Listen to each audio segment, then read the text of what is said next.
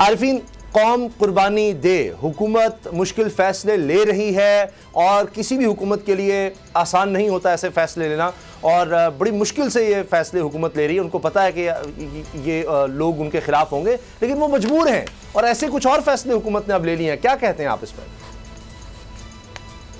मरे हुए पर 100 दुर्रे मारते हुए आज रात से सिंध में हुक्मनामा जारी कर दिया गया और जाहिर है कि इसके डांडे विफाक से ही मिलते हैं। बिजली बचाओ मुहिम, किफ़ायत शआरी मुहिम उसके सबब बताया जा रहा है। बाज़ार रात को 9 बजे बंद करने का और रेस्टोरेंट्स रात को 10:30 और 11 के दरमियान बंद करने के अहकामात सादिर फरमा दिए गए हैं। एक तरफ तो आपके पास वैसे ही खाने कमाने के लाले पड़े हुए हैं और दूसरी तरफ किफ़ायत शआरी के नाम पर बिजली के पैसे हमसे प्रॉपर लिए जाएंगे। हर दूसरे दिन 4 रुपए, 6 रुपए, 10 रुपए, 8 रुपए का इजाफा हम पर सादिर किया जाता है। कभी नेपरा को छूट दी जाती है, कभी के इलेक्ट्रिक जो है वो मनमानियों पर उतर आती है।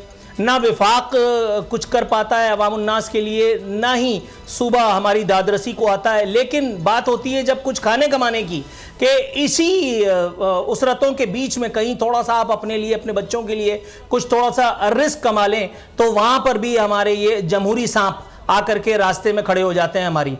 अब एक टिकर चल रहा है इसी प्रोग्राम के दौरान, आईजी सिंध का हुक्मनामा कह रहे हैं हुक्म पर सख्ती से अमल दरामद कराया जाएगा।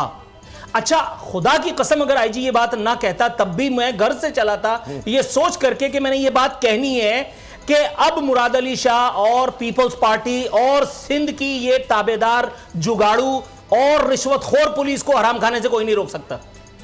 एक तो कोरोना के नाम पर इन्होंने अरबों रुपए डिकारे, ये गांव देहात से पकड़ पकड़ के एसी, डीसी, पीसी लेकर के आए और उनको इसलिए लाया गया ताकि अपने मेदे भरे जाएं। इसमें कोई दो राय नहीं है, इसमें कोई दो राय नहीं है।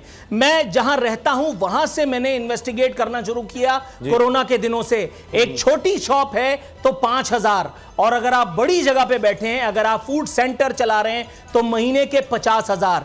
ये नीचे से एसएचओ लेवल से शुरू होता है, असिस्टेंट कमिश्नर तक जाता है। असिस्टेंट कमिश्नर के ऊपर कमिश्नर भी बैठा था उस वक्त, उससे ऊपर कौन कौन लोग थे और सबसे आखिरी सीढ़ी पर कौन सा जमहूरियत का मामा बैठा था, ये बताने की जरूरत। यानी आरिफीन, अब यह है कि यह भी एक बहाना मिल जाएगा कमाई का, यानी ऊपर की कमाई का ये भी एक बहाना मिल जाएगा, और ये अपनी तरफ से किफ़ायत शआरी मुहिम है। क्या ही अच्छा हो कि फिर इसी तरह से कहा जाए कि जनाब ये लोड शेडिंग होगी, बड़े बड़े ऐवानों में भी होगी, बड़े बड़े घरों में भी होगी, वहाँ भी फिर इस तरह से किया जाए, तो फिर आप आवाम से कुर्बानी मांगे, वरना तो सिर्फ ये आवाम से ही कुर्बानी मांगी जा रही है। और कुर्बानी भी क्या, कुर्बानी का बकरा बनाया जा रहा है कि पुलिस भी आ जाएगी, भाई अगर 9 से आगे जाना है तो थोड़े मुट्ठी गर्म करो। सब्सक्राइब करें और बेल दबाएं ताकि कोई खबर रह न जाए।